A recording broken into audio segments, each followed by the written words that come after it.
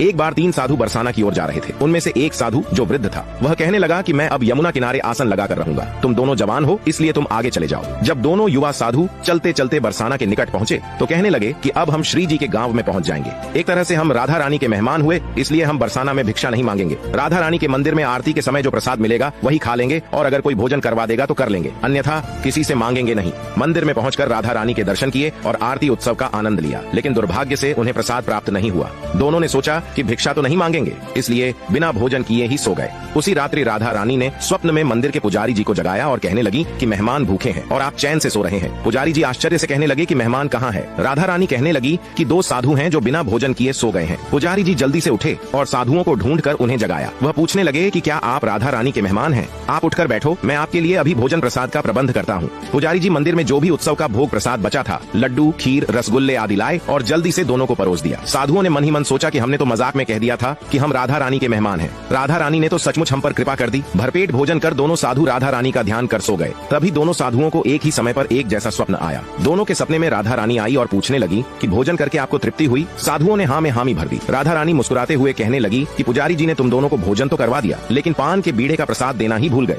राधा रानी ने दोनों के सिरहाने पान का बीड़ा रख दिया। स्वप्न के बाद दोनों की आंख खुली तो सचमुच पान का बीड़ा अपने सिरहाने पाकर दोनों विस्मित थे। सच में बहुत करुणामयी हैं श्री राधा रानी।